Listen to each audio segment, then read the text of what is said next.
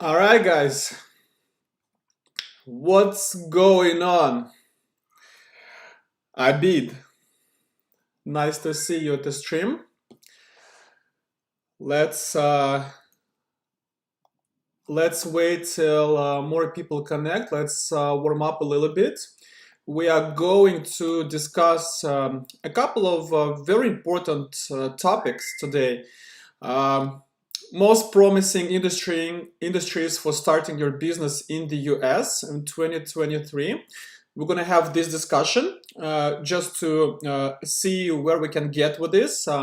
I do expect to get questions from you guys because it's I make about $1,000 an hour. So for me, it's a contribution back to the community to do the streams for you. So I do expect that you appreciate that. And of course, I want to bring you as much value as possible. And in order to do that, I need to have questions from you guys. So make sure that you ask me questions. Make sure that you interact with me so I could give you as much information as possible and we could achieve certain levels of value for you. All right, I'm doing it just for you guys. Everything I'm going to say, I know, so I don't need to repeat it for myself 10 times. So make sure that you ask me questions, that you want to discuss certain things. That would be a lot helpful. Anyways, we are going to talk more about the business and business immigration to the States in 2023. We have a bunch of really good approvals past week for our business clients. First of all, we got approval for E2 for our clients from Philippines.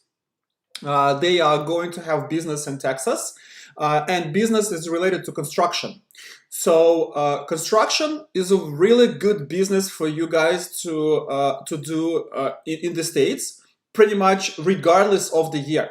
Yes, this year the credits are a little bit expensive, so it's a little bit slower economy, but we do expect the Federal Reserve to start dropping the interest rates at the probably end of 2023, maybe the beginning of 2024. So the credits will be more available to the business, the money will be cheaper to borrow, and that of course is going to boost the whole industry of construction. Where we need to focus in the construction field, I do believe that the indirect construction businesses like roofing, siding, fiberglass, anything related to the jobs not actually building the houses, although it's also good, but those businesses are much more expensive. Of course, you have to invest for the construction company, you have to invest probably at least $800,000, maybe $1 million. Why? Well, because you have to purchase the land, you have to purchase the equipment, you have to get the permits, you have to hire people, you have to build, and then you sell. And of course, the margin of this business is huge. Okay, you can make 20, 30%, you can make 40%, depending on where you build the house. So it's still a viable option. And of course, you'll have to use somebody's license in the beginning before you come here and apply for your own license. So there is some difficulty, although we do have clients that started the construction business and they're pretty successful. Because you guys know there's a shortage in real estate supply in the new houses. So everything that is being built right now has a lot of success. So construction business is great. Anything that has to do with construction, like I told you, if you do the roof, if you do the siding, maybe if you do the carpeting, maybe you do the tile, whatever that is. So these are all viable options. Also, we have 2 approvals for L1 visa, and you guys know that L1 is a visa for the top management, for executives in the company. If you have an affiliated company in the States, and you can either open up a startup, a new office, Or you could purchase an existing business and transfer yourself, if you're a CEO or a top manager in your company or in somebody else companies, to the company in the US. That company also can do the construction, whatever that is. The clients that we got 2L1 approved for, the first business is the marketplace. So they basically sell goods online on Amazon, on eBay, on all marketplaces. They promote the business on Instagram, on the website. So this is a pretty good and viable business. They make a lot of money on it, and they sell the postcards. So they sell the postcards, and some of you may say, "Hey, Stanislav, like postcards, what kind of business is that?" Trust me, guys. Trust me, postcard business is good, okay? Because I see the financials of the company. If you have original postcards, and there's a big problem in the US with the originality of the postcards, okay? So if you're creative, if you have the team who can create good postcards, and in the US, postcards are still good. People send a lot of postcards. It's in a culture, all right? So that was a great business idea. You know, I admire some of my clients who do really good research. They find a good niche. They create a good marketing. They start making cheap goods and selling them for a lot of money, okay? I believe that the cost for them to create one postcard is like, I can't even, probably like around 5 cents. Okay, like 5, maybe 10 cents with the logistics, with the transportation, and they sell them for like $10, like $12, something crazy. So marginality of the business is great. You can build a good corporate structure. Something simple as postcards could be really a viable option. Okay, and the third L1 approval that we got, and actually both clients for L1 are from Russia. The second one is the farmer business. Okay, if you guys want to get a fast approval and like certain approval, do something that has to do with farming. Okay, as of 2023. Anything that has to do with farming, if you bring the technology, if you bring the innovation, if you actually grow something and sell, if you do the equipment, if you maintain the equipment, if you repair for the farmers, trust me guys, this is one of the biggest priorities in 2023. How do I know that? Well, because some of our clients, they deal with this kind of stuff, and also we have approvals from EB5, the large investment visa, that for like 6 months for agricultural businesses. Okay, and you guys know that EB5 can take up to 4 years just for regular business to get approved. So all those are the signs that agricultural business in the US or any type of indirect connection to agriculture has a very high priority. Okay, so this is good to know, and of course you guys should use this information wisely, because let's say you never thought of using your services for the agriculture business, but it could have some application there. So let's say Abid, you wanted to open like auto shop and do repairs. So now instead of just claiming, hey, I'm gonna open just a regular auto shop and do repairs for the cars, we're gonna say in your business plan that you are going to also repair the tractors or whatever equipment for the farmers use. And just by that, just adding this little thing, like your approval rate success is gonna go through the roof. Okay, so if you guys can use the agriculture connection to your business, and trust me, it's going to bring you a lot of good. Okay, guys, don't be shy about the questions. Okay, the best value I can bring you only if you ask me questions, because I can tell you the stories, I can tell you the theory, I can explain you the law, but if that has no application to you and to your case, like, we're wasting time. Okay, so make sure you ask me questions. Frederick, hello, glad to see you on the stream. We are going to have streams on my English YouTube pretty much weekly. So you guys need to get used to the timing and to the format that I propose for the streams. And the format is as follows. I have the topics to discuss with you. I'm going to discuss with you the recent approvals in the company. I'm going to discuss you the rare occasions of denials in our company because we get so few of them. And of course, I'm going to give you a lot of theory, but I want you to participate, okay? So I expect you to participate, ask questions regarding what we're discussing, or something even besides the discussion, okay?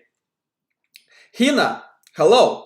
I'm doing fantastic because we have a bunch of people on this stream, and I'm excited to announce that we're going to have a lot of streams on YouTube on speaking English. So you guys have a rare opportunity to speak to an American immigration attorney free of charge, okay? Because you know, American attorneys always want money, okay? And I'm one of those who are ready to contribute back to the community by talking to you on YouTube, on Instagram, sometimes on Telegram. So make sure you use your time wisely. Okay, let's see. MV, Stanislav, what about terms for EB5, 800,000 investment and 1.5? It's actually 1.05 MV. It's 1,050,000. From I want to US to get a green card. And the same question for EB1C, buying a business. Okay, so the question is not clear, but I think, MV, what you're trying to ask me is kind of compare EB5 and EB1C, right? If I'm not mistaken, because I see both there. And I think it's a great question, MV. I think it's an amazing question. First of all, I already have a video on this topic, so make sure you watch it. It's fresh, it's a recent video.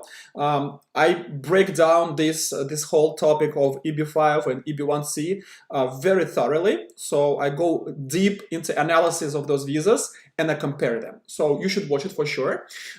If you want me to briefly answer your questions comparing these two visas, I think that both options are still viable.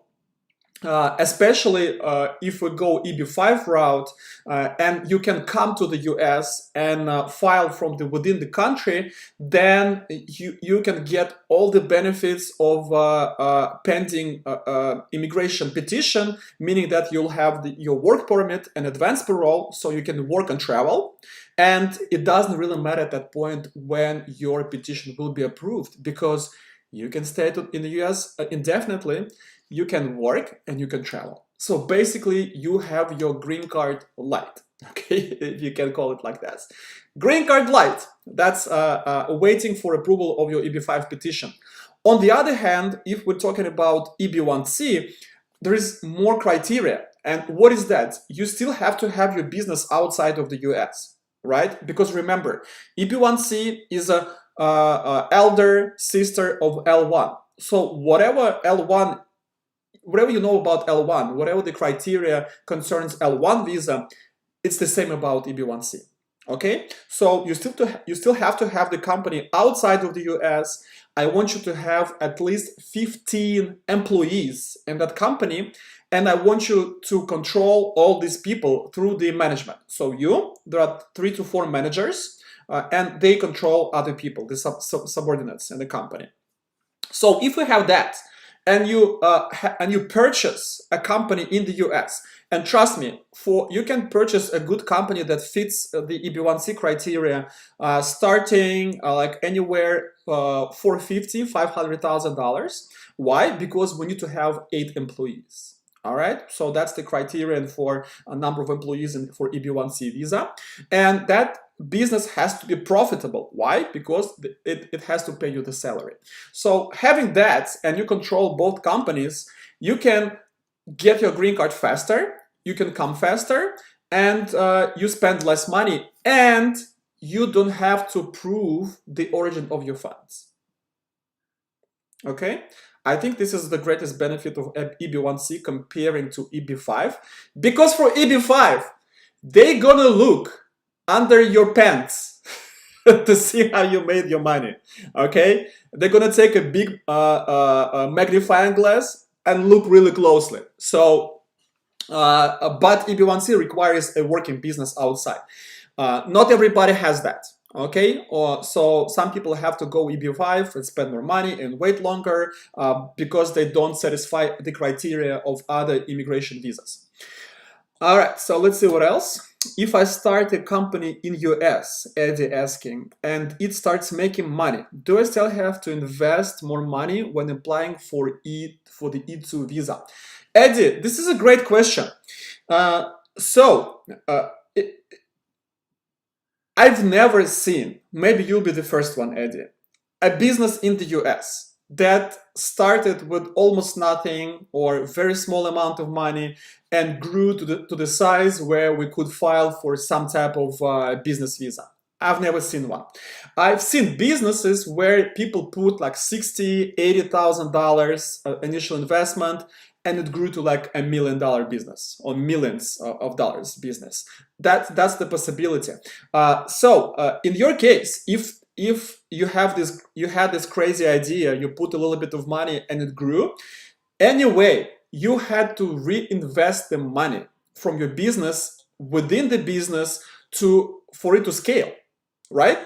I mean, what's the other way around? I don't see how it can happen differently. So what we need to do is to calculate the amount that you invested and the amount that you reinvested through your own business. But very important, you have to have paid the taxes on the amount that you reinvested. It's usually kind of automatic, because once you go to the accountant to do your taxes, they do this thing for you. Like, they see that you reinvesting the profit in the company, and they automatically withdraw the amount of taxes that you had to pay. So that way, yes, absolutely, we can do that. But even without this legal scheme, right? If you have, for example, a service business and you invested very low amount of money for this type of visa, maybe $20,000, maybe $30,000 to start to rent the office, maybe have some equipment, maybe to have some software, do some marketing, website, you still had to invest something, right? Even for the service business. We can even show that this small amount of money that you invested in the business is significant towards this type of business. Because remember, when we say 100K for E2 visa, and you guys hear me say it everywhere, on Instagram, on TikTok, on YouTube here, on the videos, I say, give me 100K. Okay, and okay, yes, we did as low as 60,000 for E2, especially for clients from Western Europe and Canada, where US government is more loyal to the citizens of those countries. It's possible, right? And but I can see that we can go even lower if it's a service business and we put some money in and it grew significantly. Okay, so again, it's a possibility. I think it's Eddie, you have a great question. I would definitely love to discuss it with you at the complex immigration planning, so you could give me the details, okay? Because I need a lot of details concerning what's happening with your business and your idea. Jesus, what would be the lowest investment to get E2 for a small travel agency?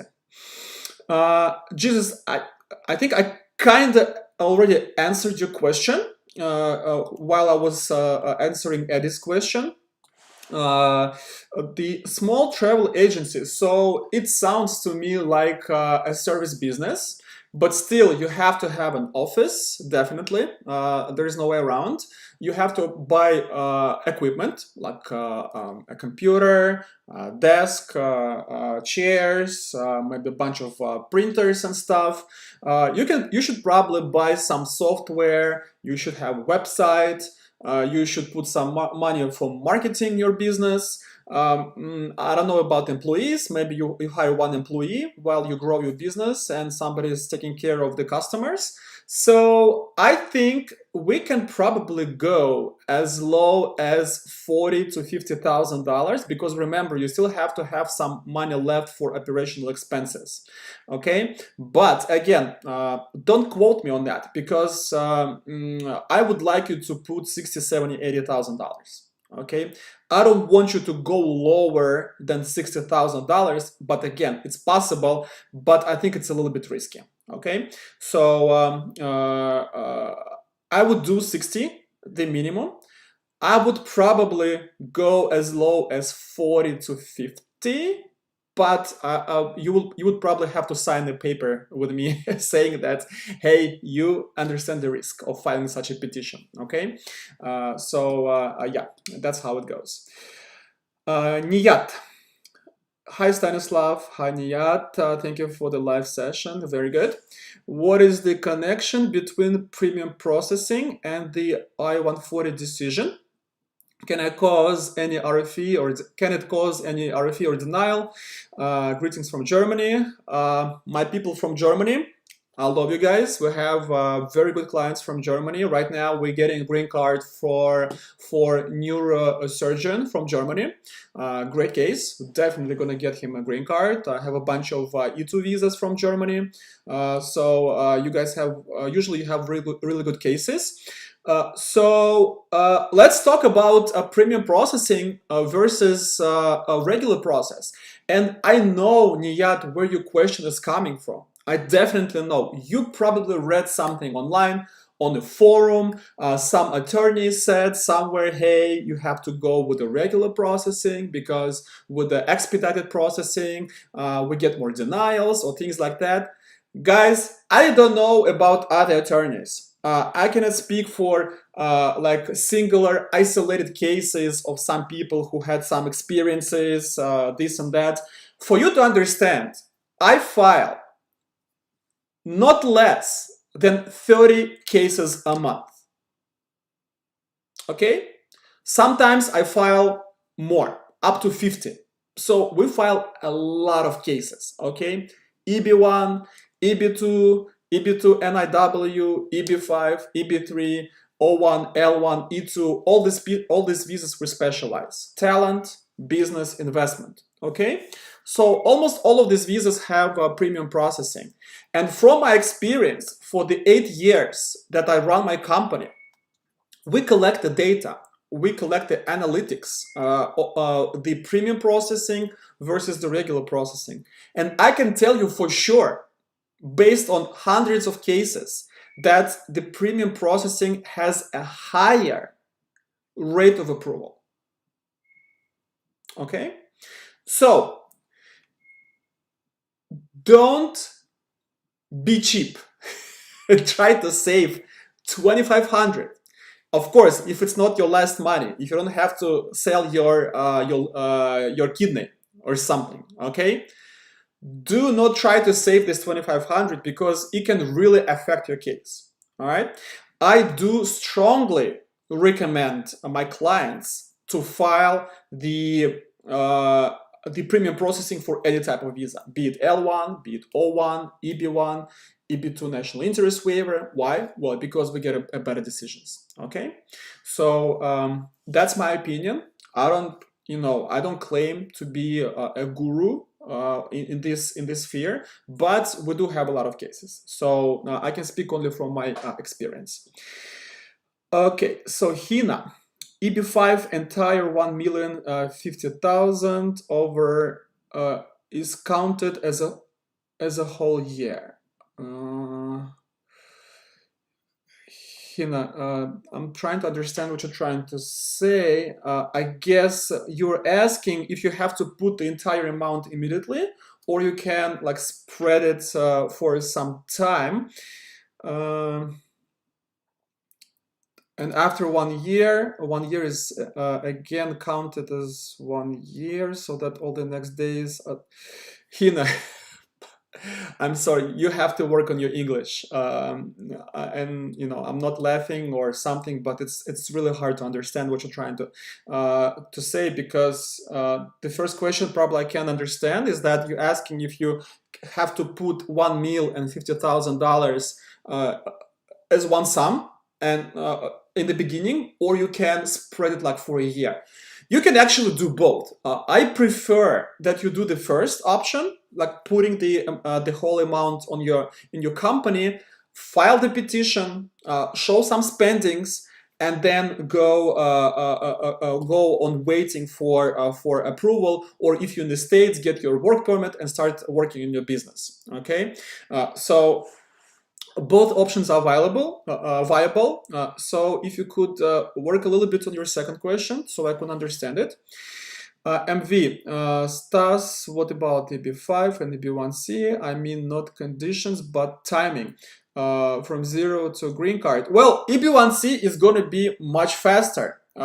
Again, depending where you're located, because I already explained that if you're in the States, then you have more options with EB5, right? So, and you don't have to, if it's a passive investment, you don't have to worry about the business, about jobs and things like that. You can just chill, do whatever you want, get education, maybe work in a different business, or do something else, or maybe take care of your family, stay with the kids. EB1C is going to be much faster, because expedited processing for EB1C is 45 days.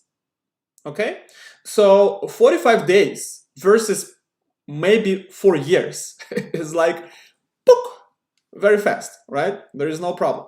So of course, EB1C has a lot of benefits over EB5.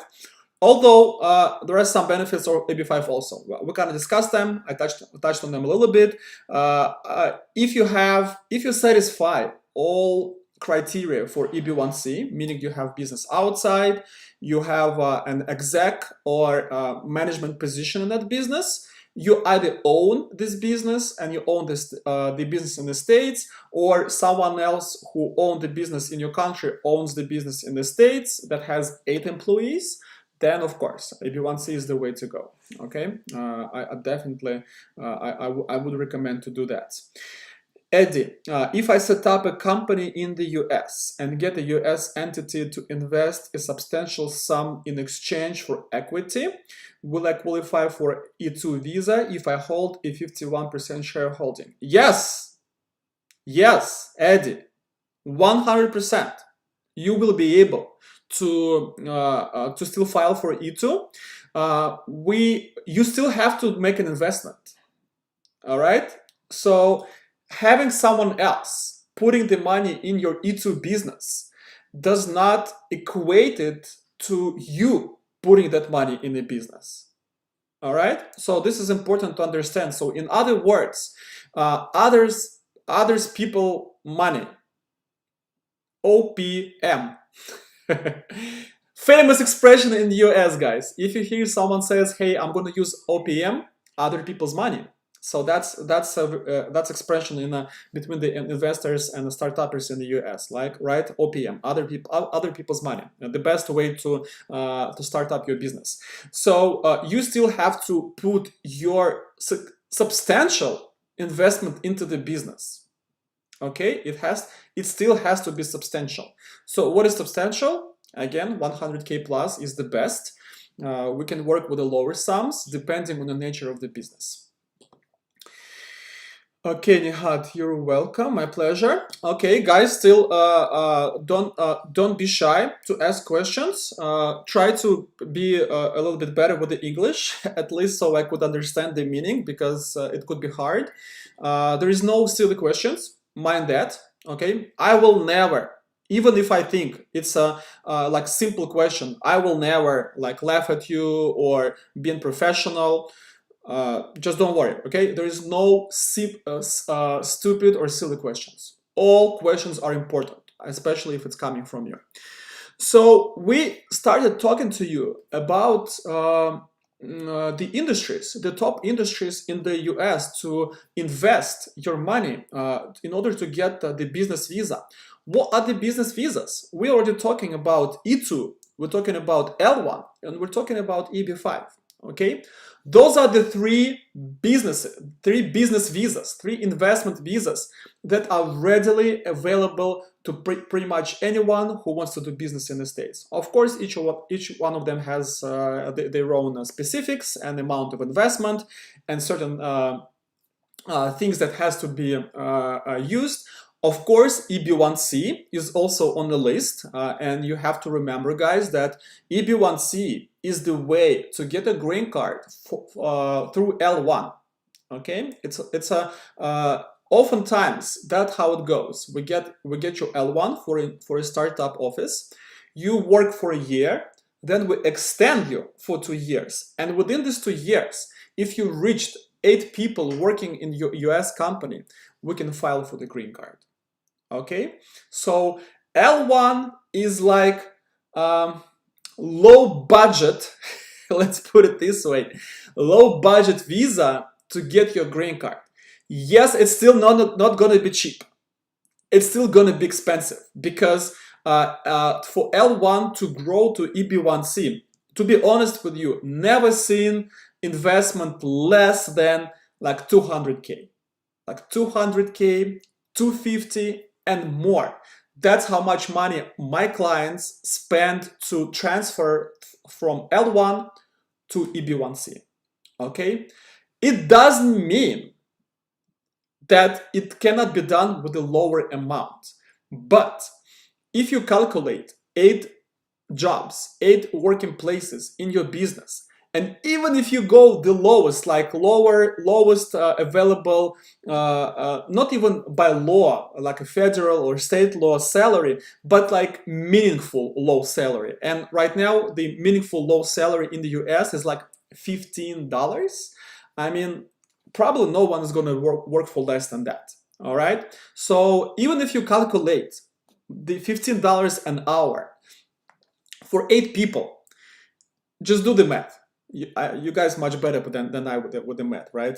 Just do the math. 15 an hour, 40-hour a week, 52 weeks a year, multiplied by 8 people.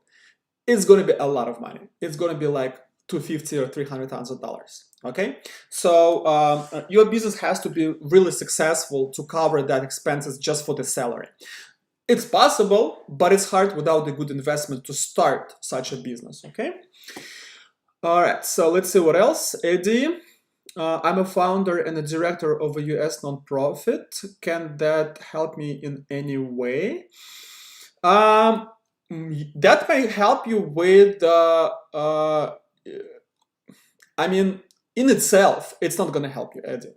Okay, so just by the fact that you have a non-profit entity in the States, and even you can bring a lot of good to the US, it's just not going to affect anything. However, that could be used for your business immigration or maybe for EB2 national interest waiver. Okay, guys, don't forget EB2 national interest waiver. We do a lot of those visas. We get a lot of approvals. And if you have a non-for-profit in the US and you do some good to the US through that nonprofit, we may consider filing you for EB2 national interest waiver and get you a green card. Okay? Of course, each case is individual. I analyze it on a case-by-case basis. So, Eddie, Eddie, and everybody else, guys, you know, I have a free evaluation process for any type of visa, for L1, for E2, for EB5, for EB1A, for national interest waiver. I'm going to drop you the links in this chat. If you have not done so, if you have not filled out the forms that I have for you, I mean, you shooting yourself in the foot, okay? Because it costs you nothing for me to look at your case and tell you if you have the potential. So guys, when I drop you the links in this chat, don't miss out. Do it now. The business visa, the talent visa, EB2, EB5, you can do all of them at the same time, okay? And if you have something meaningful, I can always look at that, and within 2 days, like 48 hours, I will get back to you on the messenger and send you the direct message through my manager. Say, hey Hina, hey Abid, hey Nihat. There you go. That's what I think about your case. Cost you zero. Okay. Gabriela, which industry would you recommend to invest in the US? Which one is on the rise right now? Gabriela, we're still discussing the industries, right? We spoke about the construction industry. I think this is a great way to start a business and invest into the US. We already spoke about agricultural businesses. I think those businesses are definitely on the rise, and they are in the national interest of the U.S. government. So any type of business that deals with construction, with agriculture, they have the priority. And of course, technology and innovation. Guys, I can start counting how many EB1As, the talent visas in business, we got approved just for the past 3-4 months, probably over 30, where my clients had business with some kind of technology or innovation. Let's say one client had business in septics. Okay, for those of you who don't know what septic is, like I have a house. Actually, I work Tuesdays and Thursdays from my office in my place, because you guys know I have a beautiful office in Aventura with nice view. But Tuesdays and Thursdays I'm working from home. Okay, and we have a septic. Septic is like a big container underground where all the waste is going from the house. Okay, so the client was doing this business. He put some money. He innovated some type of a good septic that was like ecology friendly, and it was a good design, and it was with a big volume, and it was just with a good price. Okay, so that's all. That was all his business. He put some money in innovation and technology. He built his business on that, and that was enough to build the whole EB1A petition for the US government to recognize him as a businessman with extraordinary ability. And trust me, guys, trust me, 70% of my talented clients, and we have a lot of them, they're just good at what they do. They're not Nobel Prize winners. They're not Grammy owners. They don't have any international recognition. They're just good professionals, okay? Be in business, be it engineering, be it IT, be it beauty industry, whatever that is, okay? And that's enough to build a good strategy on how to get the petition approved, okay? And that's our strong side. We don't really have weak sides, to be honest, but the strongest side is that I create a strategy for you, a winning strategy in the beginning of your case. And if you follow through my strategy with my team who's going to lead your case, you have 90% plus success rate with your petition. Proven many times, okay? So pretty much any of you who wants E2 visa, L1 visa, O1, EB1, EB2, national tourist waiver, you guys at the right place, okay? Because I can create a winning strategy from zero. Most of you have something I can build on, okay?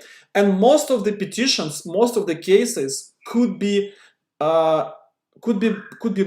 made better within 5 to 6 months while we are working on your petition, okay? So this is important to understand. I'm not like those attorneys who like just look at your case and say, hey, okay, you don't have enough, bye. I don't want your case. I don't want to deal with these hard cases. I want the cases that, you know, we have everything and I can get a really good approval. No, I'm not like that. I'm immigrant myself, guys, and I know how great the US is. I know how great this country, how many opportunities it gives you. The medicine is great, education is good. I know that my kids will be safe. The democracy, the law, everything is good. Okay, the financial system. So that's why the goal of my company is to bring 10,000 of you by the year 2030. Okay, I want to change as many lives as possible. That's why we're working so hard on processes for each visa. We create templates for you guys. We build good strategies. We have a lot of analytics for your case. We even have a blacklist of officers. Can you guys imagine that? Who does that? No one. Okay? No one does that. We have the blacklist of immigration officers, and we don't know their names, but we know their numbers. Like Officer X2161. Okay? If we get a request for evidence from this officer, and we have the statistic on this officer that he or she, I don't know, has a heightened perception of the laws, so they give us denials on whatever case, even if you, I don't know, world champion. So what we do, we tell you, hey Hina, hey Eddie, your case got to the immigration officer who's in our blacklist. I recommend that we withdraw your petition and refile it for free. Okay? Yes, you will have to pay the government fee. We cannot do it for you. But we will refile your case for free.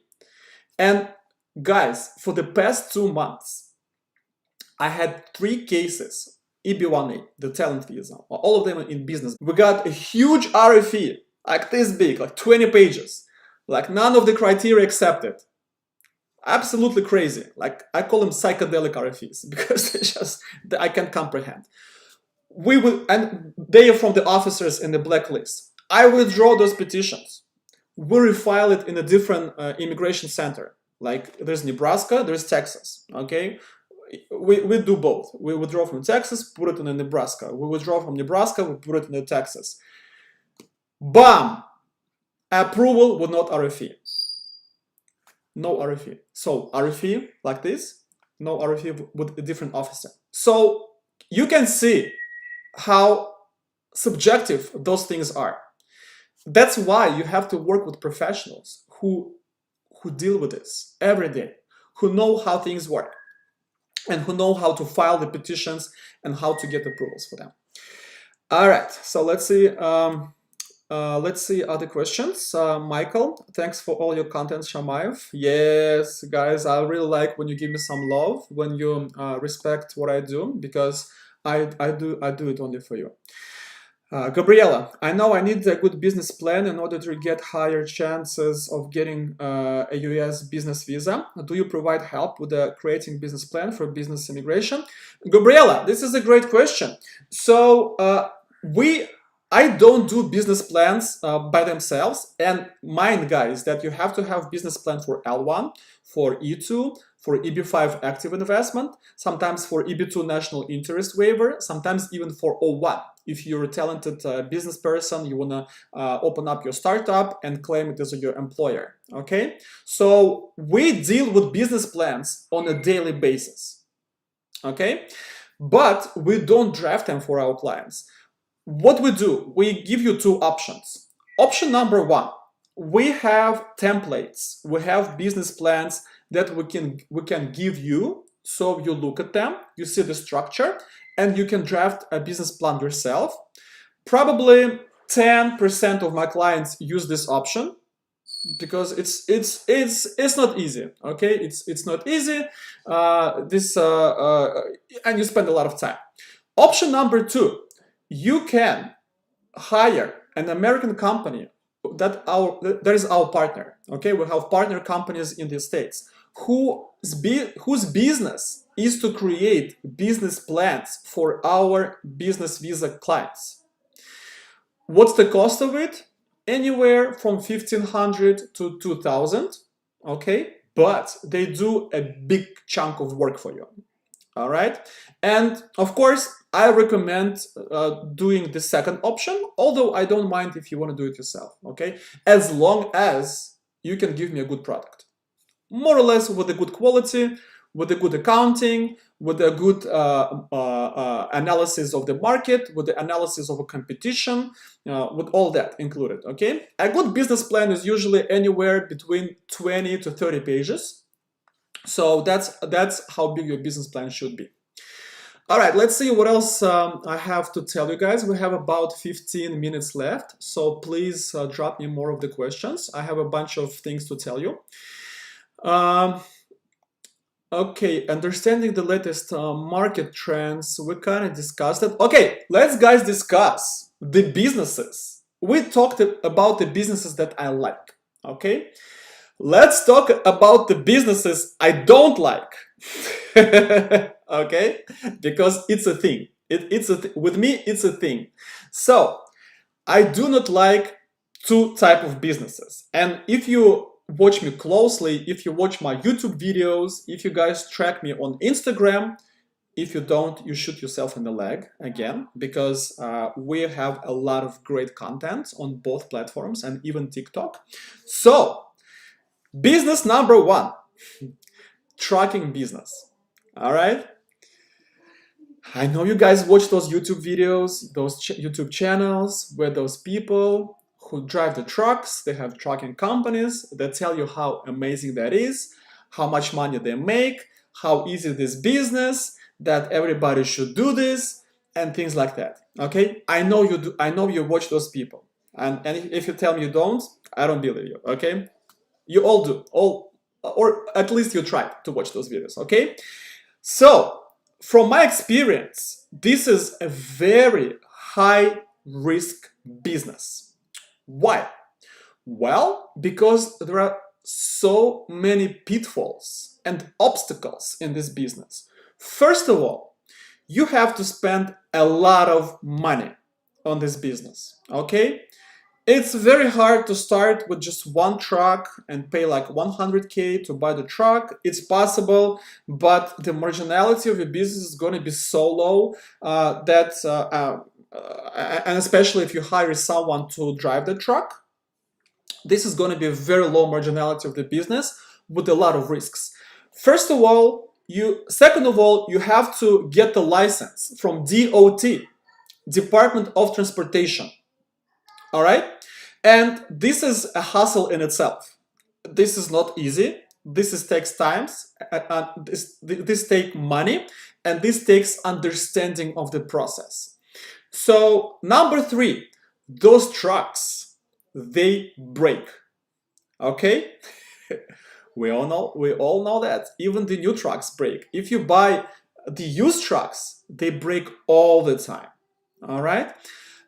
Number four or number five, the trucking business has so many details that it's impossible without either good consulting on the side to run this business or without someone who's been in this business for years to help you to have a good start. Okay? For example, if you register your truck in Florida versus you registering your truck in Washington state, you will have a different amount of money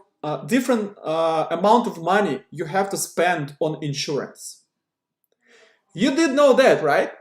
You're like, okay, I'm going to start a trucking business. I'm going to register in Texas. I'm going to open up LLC in Texas, register my trucks there, have my title, all good. Get an insurance. Well, the difference in your insurance could be like 3 times. I don't know the numbers. For example, if it's like 5,000 in Washington state and 15 in Texas. Can you imagine that? So if you didn't know that and you started doing this without help, without understanding, you're gonna lose a lot of money in the beginning. So you have to have a good pillow, a good cushion for your business, right? If you invest 200K, have same amount for research and development. And also the truck drivers are very responsible people. They can take a truck, they drive to Oregon, they drop the truck there, they start, I don't know, drinking, whatever. So you have to go pick up your truck. All right. So this business is very, very risky. So if you never done this or you don't have some good help, don't do this. Deal? We have a deal, guys. Don't bring me the trucking business if you don't know what you're doing. Number 2, the business that I don't like. And we're discussing the businesses that I don't like. Number 2 business that I don't like is a restaurant. And maybe some of you like, oh my God, how come? Why restaurant? What does it have to do? Why it's risky? Well, again, It's risky only if you never done it before, number one, or if you have not done it all life, maybe then it's going to be less risky, still risky. And number two, if you don't have someone here to help you out for the first at least 6 to 12 months, so you could understand what's going on. Why is it risky? Well, guys, this is no brainer. When you have to deal with food, food gets spoiled. Okay, it's just spoiled. So if you don't know how to run a restaurant, how to order in time with the good proportions, how to serve it properly, you're gonna waste either a lot of money before you understand what's going on, or you're just gonna lose your business if you don't have enough money to support it. So please, trucking business and restaurant business, do not do it. Do not watch those videos where they say, oh my God, this is the best. Yes, you can make a lot of money on that, definitely. And restaurants and trucking business, they have very high margin if you run them properly. But to run them properly, you have to have either a great experience and some consulting on the side. Marco, what about the agriculture business like crop or livestock farming? Will this idea be... Marco, you probably missed the first part of this stream. Farming business, agriculture business are amazing. If you want to do this, it's going to fit any visa. E2, L1, O1, EB2 national interest waiver. We just recently got approval for EB2 national interest waiver for our guy who invented some glue for the crops. And that crop that uses the farmers that use that glue for the crops yield 30% more. Green card. So if you want to grow the crop or livestock, this is just amazing. Okay, I will get you pretty much any visa, probably a green card with this business. If you want to do EB5 on that with the active investment, you want to put 800K, do the farming, livestock, crop, you want to create 10 jobs, that will do it. And you will get approval within 6 months. Okay, because that's how much we Americans want the agriculture business. Okay, if you want to do it on E2 with a smaller size and then scale, perfect, we can do that. If you want to do it through L1, you want to build some corporate structure for this business, no problem. You want to prove me that you're a good businessman in the field of agriculture, we'll get you O1 or EB1A, no problem. Agriculture, I love it. I love it, guys. Make sure if you have some experience or agriculture business or something related to agriculture business, right? You don't have to grow. You can do something on the side of agriculture business. Maintenance, repair, technology, innovation. Maybe you work on the process. Maybe even you bring IT solutions to agriculture business. Oh my God, I would love that. If you bring me something like this. Okay, we have about 7 minutes, guys, so drop me a few more questions. Let me see what else. Okay, I promised you to give you some real-life examples of success visa applications. We've already been talking about recent approvals in this sector. By the way, guys, last week was like a starfall with the green cards and approvals. I think it's the second best week in my entire career with the approvals. The first one was right after the new year, because everybody wants to file the petitions before the new year. So we filed like 20, 25 cases, 2022. And most of them got approval, so 90% of them got approval like the first 2 weeks of the year.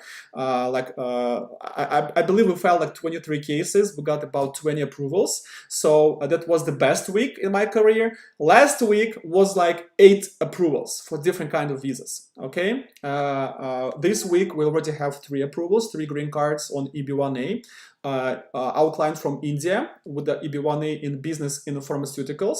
The businesswoman from Russia. She has business in the in design. She's a designer. She creates designs. And EB1A